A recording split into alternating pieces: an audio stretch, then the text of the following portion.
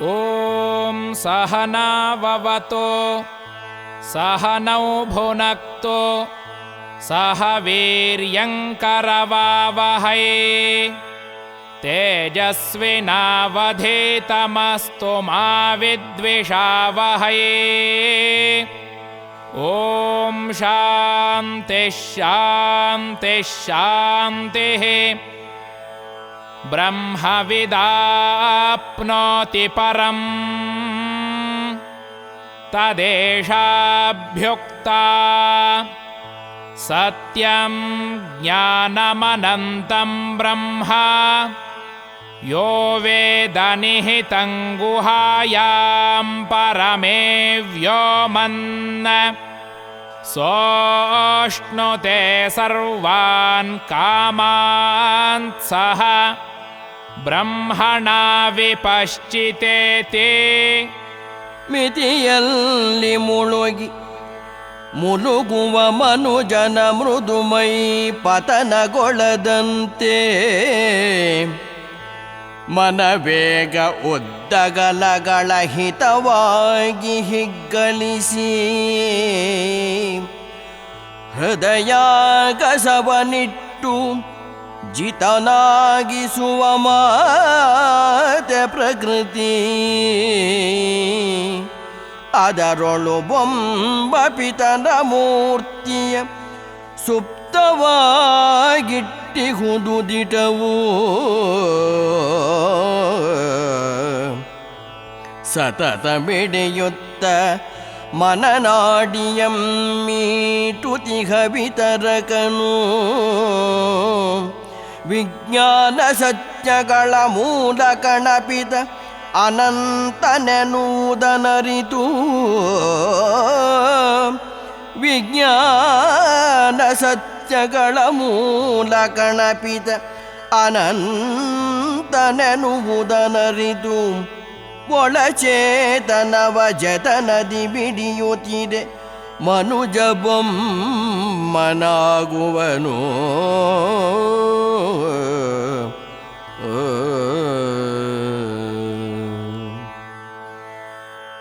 ಬ್ರಹ್ಮ ಅಂದ್ರೆ ಏನಪ್ಪ? ಸತ್ಯ, ಜ್ಞಾನ ಮತ್ತು ಅನಂತ ಅಂತ ಏನನ್ನು ಹೇಳ್ತೀವೋ ಅದೇ ಬ್ರಹ್ಮ. ಆ ಬ್ರಹ್ಮವನ್ನು ಯಾರು ತಿಳ್ಕೊಳ್ತಾನೋ ಅವನು ಬ್ರಹ್ಮವನ್ನೇ ಪಡೀತಾನೆ, ತಾನೇ ಬ್ರಹ್ಮನಾಗ್ತಾನೆ ಅಂತ ಹೇಳ್ತಾರೆ. ಈ ಪ್ರಕೃತಿಯಲ್ಲಿ ಅತ್ಯಂತ ದುರ್ಬಲವಾದ ಪ್ರಾಣಿ ಅಂತಂದರೆ ಮನುಷ್ಯ. ಹಾಗಾಗಿ ಪ್ರಕೃತಿ ಈ ದೌರ್ಬಲ್ಯವನ್ನು ನಿವಾರಿಸಬೇಕು ಮನುಷ್ಯನಿಗೆ ಅಂತ ಹೇಳಿಬಿಟ್ಟು ಒಂದು ವಿಶೇಷವಾದ ಶಕ್ತಿಯನ್ನು ಕೊಟ್ಟಿದೆ. ಈ ಮನುಷ್ಯನ ಶರೀರ ಹಾಳಾಗಬಾರ್ದು, ಹೊರಗಿನ ಆಕ್ರಮಣೆಗಳಿಂದ ಹಾಳಾಗಬಾರ್ದು, ಅದಕ್ಕೋಸ್ಕರ ಒಂದು ಶಕ್ತಿಯನ್ನು, ವಿಶೇಷ ಶಕ್ತಿಯನ್ನು ಕೊಡಬೇಕು ಅಂತ ಹೇಳಿಬಿಟ್ಟು ಮನಸ್ಸು ಅಂತಕ್ಕಂತಹ ಒಂದು ವಿಶೇಷವಾದ ಅಂಗವನ್ನು ಕೊಟ್ಟಿದೆ. ಆ ಮನಸ್ಸನ್ನು ಹೃದಯದಲ್ಲಿಟ್ಟಿದೆ. ಆ ಹೃದಯದಲ್ಲಿ ಆ ಪರಮ ವ್ಯೋಮನಾದಂತಹ ಆ ಪರಮ ಪುರುಷ ನೆಲೆಸಿದ್ದಾನೆ. ಆಕಾಶದಲ್ಲಿರ್ತಕ್ಕಂತಹ ಆ ಪುರುಷ ನಮ್ಮ ಹೃದಯಾಕಾಶದಲ್ಲಿರ್ತಕ್ಕಂತಹ ಸಂದರ್ಭದಲ್ಲಿ ನಾವು ಸತತವಾಗಿ ಅದನ್ನೇ ಧ್ಯಾನಿಸ್ತಾ ನಮ್ಮ ಮನಸ್ಸನ್ನು ಆ ಭಗವಂತನ ಕಡೆಗೆ, ಆ ಬ್ರಹ್ಮನ ಕಡೆಗೆ ತಿರುಗಿಸ್ಬಿಟ್ಟು ಅದನ್ನೇ ಮೀಟ್ತಾ ಇದ್ದರೆ ನಾವು ವಿಜ್ಞಾನ ಸತ್ಯಗಳ ಮೂಲಕವಾಗಿರ್ತಕ್ಕಂತಹ ಆ ಪಿತ ಅನಂತ ಅದು ನಾವೇ ಅಂತ ನಾವು ತಿಳ್ಕೊಳ್ತೀವಿ. ನಮ್ಮ ಒಳಚೇತನ ಮಿಡಿತಾ ಹೋಗುತ್ತೆ, ಆಗ ನಾವೇ ಬ್ರಹ್ಮರಾಗ್ತೀವಿ.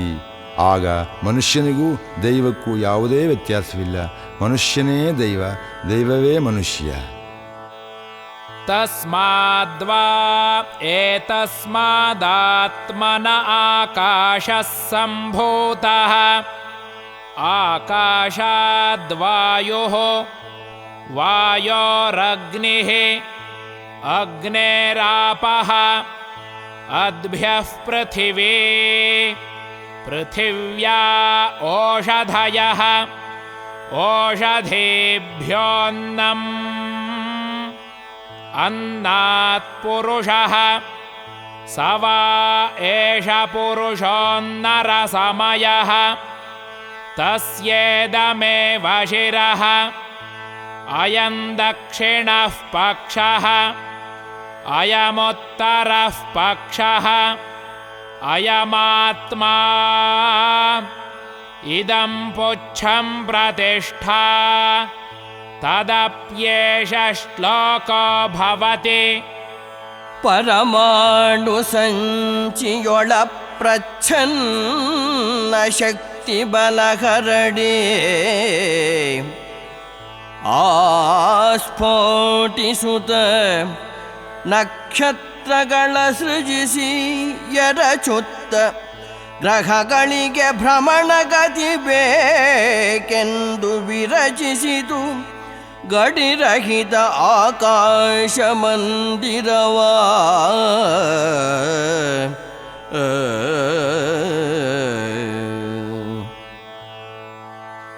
ಸಂಕಾಶಿಸುತ್ತ ಪರಿಭ್ರಮಿಸಿದ್ದ ತಾರೆಗಳ ಆಕಾರ ವಿಕಸಿಸಿ ಲಘು ಕಣಗಳು ಶಿಲಾರಸ ಪಾಕದೊತ್ತಡ ಮೆಟ್ಟಿ ಮೇಲ್ಮೆಯಲಿ ದಟ್ಟೈಸಿ ಆಕಾಶದಲ್ಲಿ ನೆಲೆಗಳಿಸಿ ಗಾಳಿ ಎನಿಸಿದವು. ತಪ್ತ ಭೂಮಿಯ ಗರ್ಭದ ತಳಮಳ ತೋಲನಕ್ಕೆ ಸುಪ್ತವಾತವು ಚಿಮ್ಮಿ ಅನಿಲ ಪದರವ ಸೃಜಿಸಿ ಲುಪ್ತವಾಗದ ಹಾಗೆ ಪೊರೆಯಿತು ಸಖ ಅನಲನ ದೀಪ್ತ್ಯನಲ ವಿದ್ಯುತ್ ಪ್ರವಾಹವಂ ಮಿಂಚಿಸುತ್ತ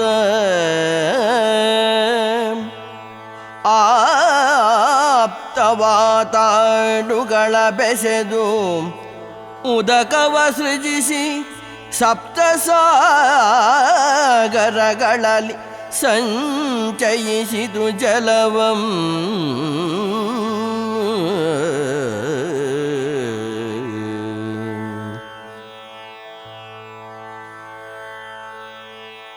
ಜಲನಿಧಿಯ ಬಲದಿಂದ ಜೀವಾಂಬ್ಲಗಣಿಣುಕುತ ಮಿಲನದಿ ವಿಲಕ್ಷಣ ವಿವಿಧ ರಚನೆಗಳಾಡೆ ಮೆಲುವಾಗಿ ಜೀವಾಂಕುರಿಸಿತು ಅಮೃತ ಘಳಿಗೆಯಲಿ. ಸಲಿಲವು ಭುವಿಯ ದಾಹವಿಂಗಿಸೆ ಜಲಬಲವಂ ನೆಲವು ಪರಿವರ್ತಿಸುತ್ತ ಪ್ರಾಣಿ ಪೋಷಕ ಸಸ್ಯ ಕುಲಗಳಂ ಸ್ಥಾಪಿಸಲು ಸಸ್ಯ ಜಗ ಅನ್ನವನು ಒಲವಿಂದ ಸೃಜಿಸಿ ಪ್ರಾಣಿ ಕುಲವಂ ಪೋಷಿಸುತ್ತ ಇಳೆಯ ಪರಿಧಿಯಲಿ ಕಲರವನಾದವ ಹರಡಿತು.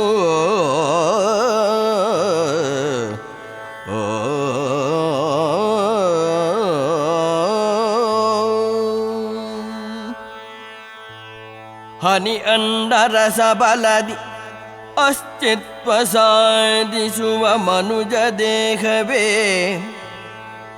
ಅನ್ನದೈವದ ಪ್ರತಿಫಲನಂ ಅನುಭೂತಿ ವೇಗಗಳಲ್ಲಿ ನಿರುಪಮ ಅಗೋಚರಮನವೆಂಬ ಇಂದ್ರಿಯದಿ ಪರಬೊಮ್ಮ ನೆರೆಯಾಗಿ ಜನಸಸ್ಯ ಪಶುಗಳಲ್ಲಿ ಸಂವಹನಕ್ಕೆ ವಿಷಯದ ವಿನಿಮಯಕ್ಕೆ ವಿಸ್ತಾರ ರಕ್ಕೆಗಳ ಕಟ್ಟಿಹುದು.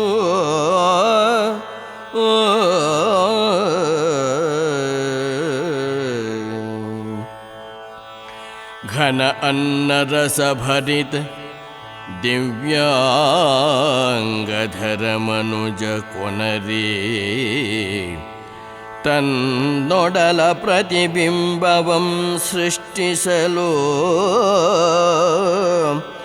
ಜನನಾಂಗದ ಜೊತೆ ಕಾಂಬವನಿತ್ತು ಅನ್ನಮಯ ಮನರಾಣಿ ಮೇದಿನಿಯು ಜೀವಾನ್ನವ ಸಲಹಿತೋ.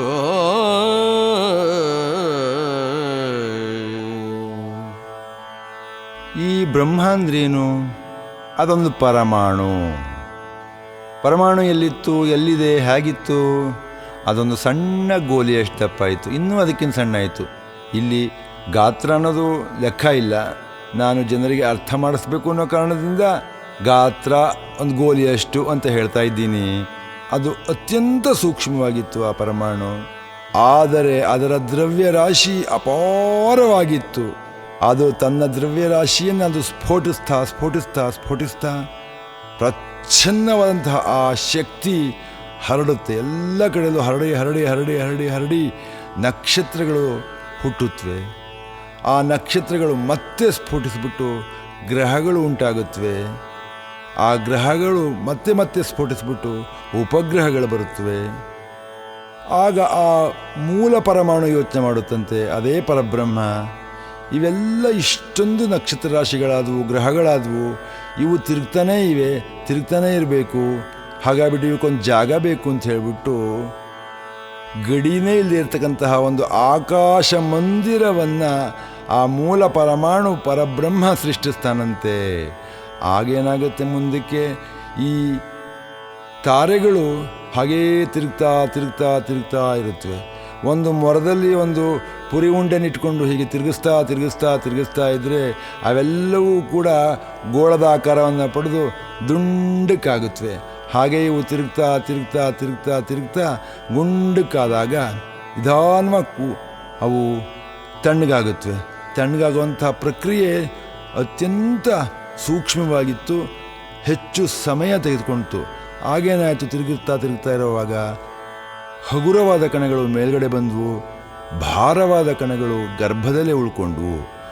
ಆ ಸಂದರ್ಭದಲ್ಲಿ ಆ ಮೇಲ್ಗಡೆ ಬಂದಂತಹ ಕಣಗಳು ಹೊರ ವಲಯದಲ್ಲಿ, ಹೊರ ಪದರದಲ್ಲಿ ಹಾಗೇ ಸುಳಿದಾಡ್ತಾ ಗಾಳಿ, ವಾಯು ಅಂತ ಹೇಳಿಸ್ಕೊಂಡ್ವು. ಅದೇ ವಾಯು. ನಂತರ ಈ ಕೆಳಗಡೆ ಈ ನಮ್ಮ ಭೂಗರ್ಭದಲ್ಲಿ ಅಷ್ಟೊಂದು ಉಷ್ಣತೆ ಇದೆ. ಎಲ್ಲ ಅಲ್ಲಿ ಶಿಲೆಗಳು ದ್ರವರೂಪದಲ್ಲಿರುತ್ತವೆ. ಅಲ್ಲಿಂದ ಮೇಲಿಂದ ಬಂದಂತಹ ಅನಿಲ ಹಾಗೂ ಈಚೆ ಬಂದು ದಟ್ಟೈಸುವಾಗ ತನ್ನ ಜೊತೆಯಲ್ಲಿ ಬೆಂಕಿಯನ್ನು ಕರೆದುಕೊಂಡ್ಬಂತಂತೆ. ಅಂದರೆ ಆ ಶಾಖವನ್ನು ಕರೆದುಕೊಂಡು ಹೋಯ್ತಂತೆ ಮೇಲ್ಗಡೆಗೆ. ಆ ಶಾಖ ಭಿನ್ನ ರೂಪಗಳನ್ನು ತಳೆಯುತ್ತಂತೆ. ಅದು ವಿದ್ಯುತ್ ಆಯಿತು ಕೊನೆಗೊಂದಿನ.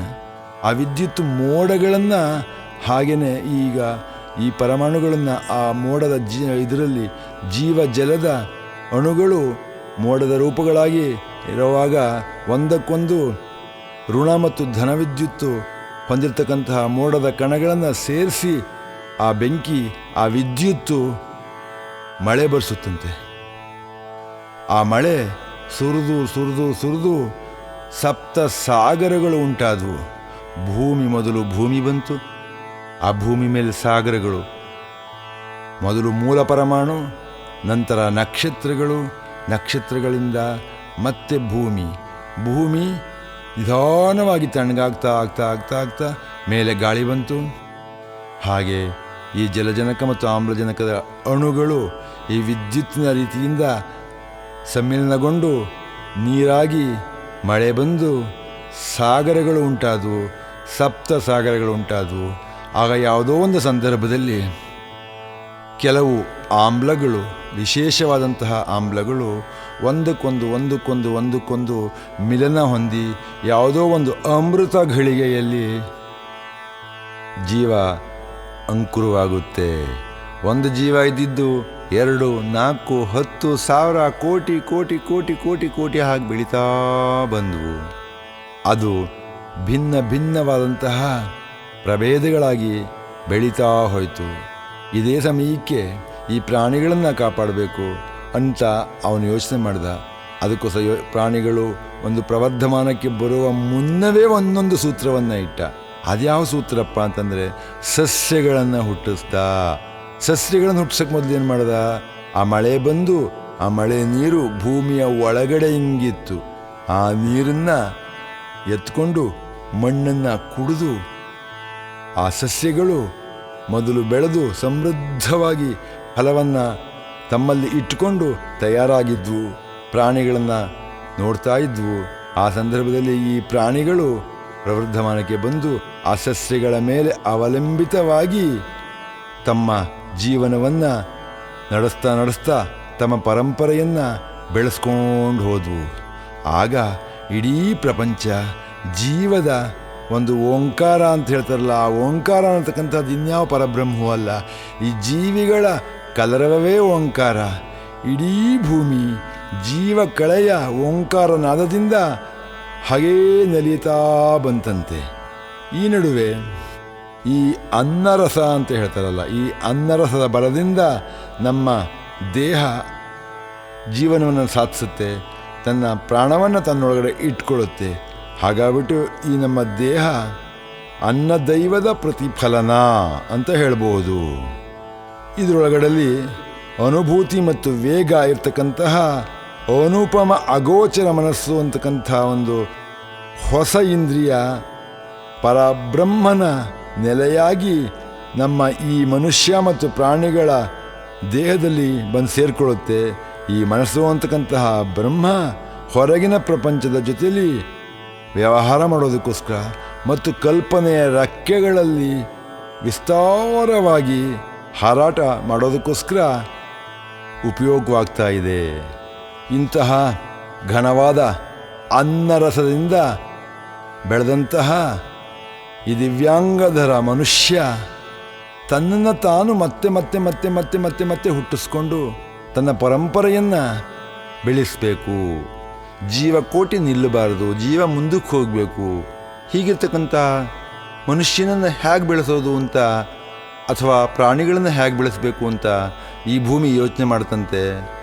ಒಂದು ಉಪಾಯ ಮಾಡಿಬಿಟ್ಟು ಈ ಸಕಲ ಜೀವರಾಶಿಗಳಲ್ಲಿ ಜನನಾಂಗಗಳನ್ನು ಇಟ್ಟು, ಅದರ ಜೊತೆಗೆ ಕಾಮದ ಆಸೆಯನ್ನು ಇಟ್ಟು, ಆ ಕಾಮದ ಮೂಲಕ ಪುನರುತ್ಪತ್ತಿಗೆ ಪ್ರೇರಣೆಯನ್ನು ಕೊಟ್ಟು ಈ ಜೀವಾನ್ನವನ್ನು ಭೂಮಿ ತಾಯಿ ಸಲಹುತ್ತಾನೇ ಇದ್ದಾಳೆ. ವಂಶಗಳು ಬೆಳೀತಾನೇ ಇವೆ. ಜೀವಕೋಟಿ ನಶ್ವರವಲ್ಲ, ಅದು ನಿರಂತರವಾಗಿ ನಡೀತಾ ಇದೆ, ನಡೀಬೇಕು. अन्नाद्वै प्रजाः प्रजायन्ते याः काश्च पृथिवीगश्रिताः अथो अन्नेनैव जीवन्ते अथैनदपि यन्त्यन्ततः अन्नगो हि भूतानां ज्येष्ठम् तस्मात् सर्वौषधमुच्यते सर्वं वै तेन्नमाप्नुवन्ति येन्नं ब्रह्मोपासते अन्नगो हि भूतानां ज्येष्ठम् तस्मात् सर्वौषधमुच्यते अन्नाद् भूतानि जायन्ते जातान्यन्नेन वर्धन्ते अद्यतेत्ति च भूतानि तस्मादन्नं तदुच्यत इति तस्माद्वा एतस्मादन्नरसमयात् अन्योन्तर आत्मा प्राणमयः तेनैष पूर्णः स वा एष पुरुषविध एव तस्य पुरुषविधताम् अन्वयं पुरुषविधः तस्य प्राण एव शिरः व्यानो दक्षिणः पक्षः अपान उत्तरः पक्षः आकाश आत्मा पृथिवी पुच्छं प्रतिष्ठा तदप्येष श्लोको भवति ಅವನಿ ಗರ್ಭವ ಸತತ ಸುಡುತ್ತ ಕೊತ ಕೊತ ಕುದಿದು ಕವಳಿಕೆ ತರುತ್ತಲೀ ಹೊಚ್ಚೆದ್ದ ಕುಲುಮೆಯ ಕಿಚ್ಚು ಭುವಿ ಜಠರವ ಬಳಲಿಸೆ ಹೊರಮೈಜನು ತಣಿಸುತ್ತ ಬೆವರೊರೆಸಿ ಸಂತೈಸುವು ಪಚ್ಚೆ ಹಸಿರುಗಳು.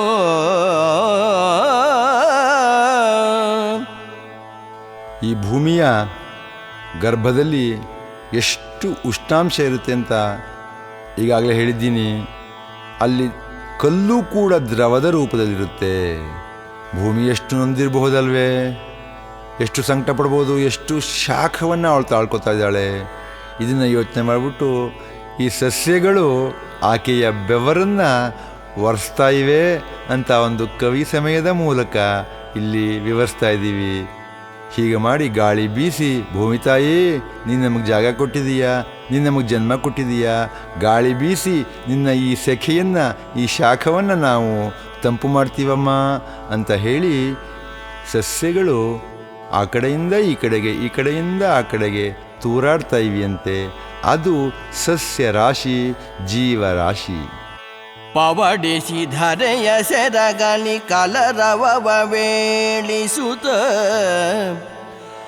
ಅವಧಿ ದೇವನ ಅಂಕೆಯೊಳಗಾಡಿ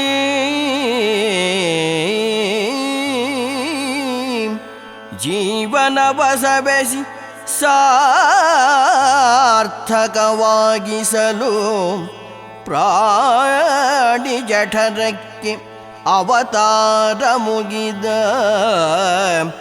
ಸಾವಯವ ಸಂಯುಕ್ತಗಳ ಅವಲಂಬನೆಯು ಜೀವಚಕ್ರದಲ್ಲಿ ಅನಿವಾರ್ಯ.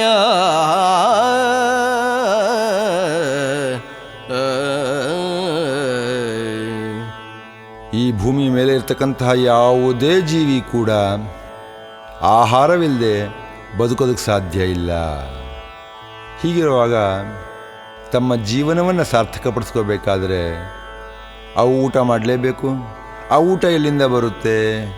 ಈಗಾಗಲೇ ಅವತಾರವನ್ನು ಮುಗಿಸಿರ್ತಕ್ಕಂತಹ ಪ್ರಾಣಿ ಅಥವಾ ಸಸ್ಯಗಳ ದೇಹದ ಪೋಷಕಾಂಶಗಳನ್ನು ಹೀರಿಕೊಂಡು ಇವು ಬೆಳಿಲೇಬೇಕು ಅಂತಕ್ಕಂತಹ ಒಂದು ಅನಿವಾರ್ಯ ಸ್ಥಿತಿ ಇದೆ.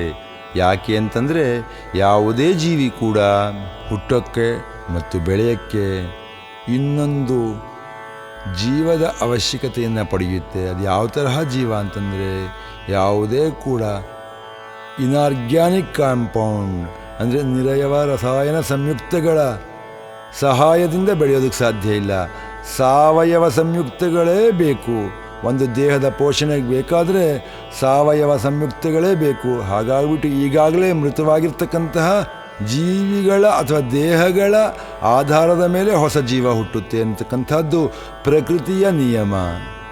ಭವದಲಂದದ ಶಕ್ತಿಯೊಳಗಿಂದ ಪಡಿಮೂಡಿ ಸವಿಯನ್ನ ಬಲದಿಂ ಬದುಕುದ ಕೊನೆಗೊಂದು ದಿನ ಅವತಾರ ಬದಲಾಗಿ ಮತ್ತೊಂದು ಪ್ರಾಣಕ್ಕೆ ಅವಕಾಶವೀಯುತ್ತ ಅನ್ನವಾಗುವ ಪರಿಯ ಅವಲೋಕಿಸಲು ತೋರ್ಬೋದು ಅನ್ನ ಸರ್ವೌಷಧವು.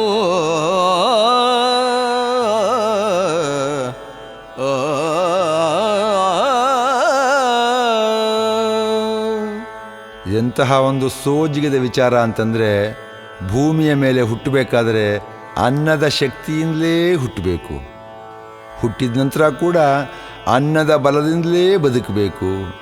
ಬದುಕಿದ ನಂತರ ಒಂದು ದಿನ ನಮ್ಮದು ಮುಗಿಯುತ್ತೆ. ಮುಗಿದ ನಂತರ ಆ ಜೀವಿ ಇನ್ನೊಂದು ಪ್ರಾಣಕ್ಕೆ ಆಹಾರವಾಗಬೇಕು ಮತ್ತು ಅವಕಾಶನೂ ಕೊಡಬೇಕು. ಇದು ಸತ್ತ ನಂತರ ಇನ್ನೊಂದು ಹುಟ್ಟುತ್ತೆ. ಆ ಹೊಸದಾಗಿ ಹುಟ್ಟಿರ್ತಕ್ಕಂತಹ ಜೀವಿ, ಆ ದೇಹ ಈ ಹಳೆಯ ದೇಹವನ್ನು ಅನ್ನವಾಗಿ ಸ್ವೀಕಾರ ಮಾಡಿ ಬೆಳೆಯುತ್ತೆ. ಇದನ್ನು ನೋಡಿದರೆ ಅರ್ಥವಾಗುತ್ತೆ, ಅನ್ನವೇ ಸರ್ವೌಷಧ, ಅನ್ನವೇ ಸರ್ವೌಷಧ. ಅನ್ನಮಯ ಆತ್ಮನಿಂದಾವರಿಸಿ ಪ್ರಾಣಮಯ ಭಿನ್ನ ಕೋಶಾತ್ಮವೆಂಬುದು ದೇಹ ಕಣಗಳಲ್ಲಿ ಮುನ್ನ ನೆಲೆಯಾಗಿ ಶಿರದೊಳಗೆ ಕೇಂದ್ರವನ್ನಿಟ್ಟು ವ್ಯಾನದ ಜೊತೆಗೆ ಸಮಾನ ಅಪಾನ ವಾಯುಗಳ ಭಿನ್ನವಿಸಿ ಸಹಯೋಗ ಸಾಧಿಸಿ ಧರಣಿಯಮವ ಬೆನ್ನಿಗಿಟ್ಟು ಶರೀರದಿ ಪ್ರತಿಷ್ಠೆಯ ನಡೆವುದು. ಈ ಅನ್ನಮಯ ಆತ್ಮನಿಂದ ಆವರಿಸ್ಬಿಟ್ಟು ಪ್ರಾಣಮಯ ಅಂತಕ್ಕಂತಹ ಇನ್ನೊಂದು ಭಿನ್ನ ಕೋಶ ಅಂತಕ್ಕಂತಹದ್ದು ದೇಹದ ಕಣಗಳಲ್ಲಿ ಮೊದಲೇ ನೆಲೆಯಾಗುತ್ತೆ.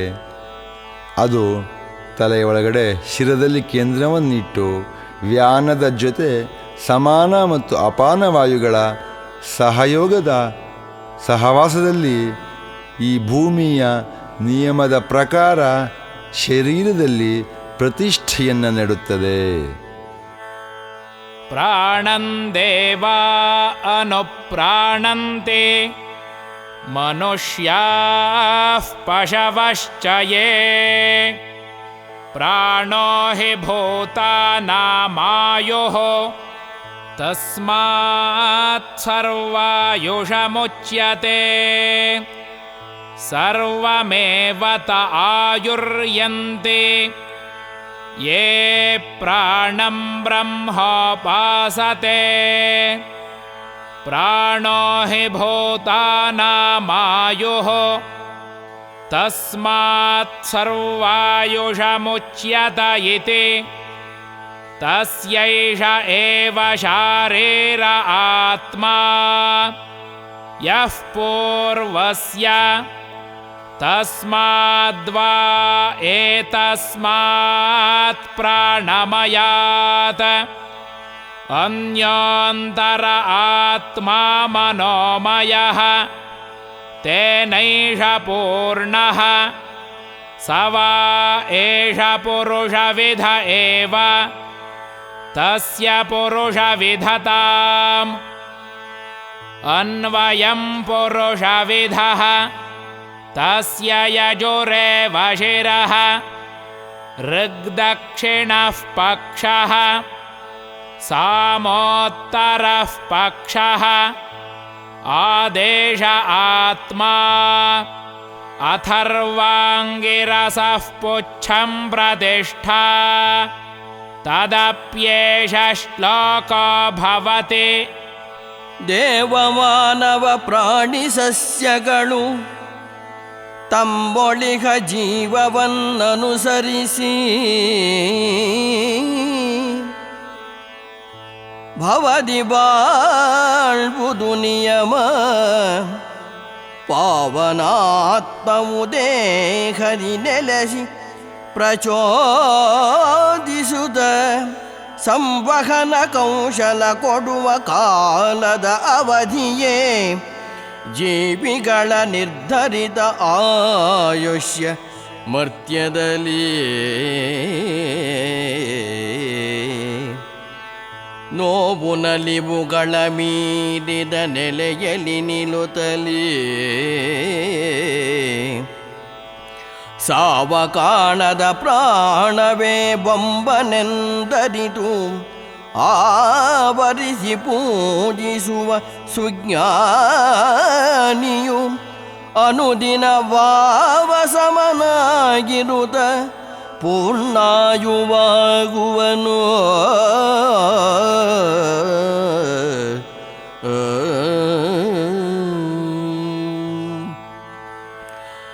ಅನ್ನಮಯ ಕಾಯದಲ್ಲಿ ಪ್ರಾಣಾತ್ಮ ನೆಲೆಸುತ್ತ ತನ್ನೊಳು ಮನೋಮಯಾತ್ಮವ ಬೆಚ್ಚಿಗಿಟ್ಟಿಹನು. ಮುನ್ನುಡಿ ಬರೆವ ಪರಮ ಪುರುಷನ ಪ್ರತಿನಿಧಿ ಈ ಉನ್ನತ ಮನೋಮಯನು. ಪ್ರಾಣಾತ್ಮನಂತೆಯೇ ಮುನ್ನಡೆಯೇ, ಪ್ರಾಣಾತ್ಮನಂತೆಯೇ ಮುನ್ನಡೆಯೇ, ಋಗ್ಯಜುಸ್ಸಾಮ ಆದೇಶಗಳ ಮುನ್ನೆಲೆಯಲಿ, ಋಗ್ಯಜುಸ್ಸಾಮ ಆದೇಶಗಳ ಮುನ್ನೆಲೆಯಲಿ ಅಥರ್ವವು ಸಹಯೋಗ ಕೊಡುವುದು. ಓ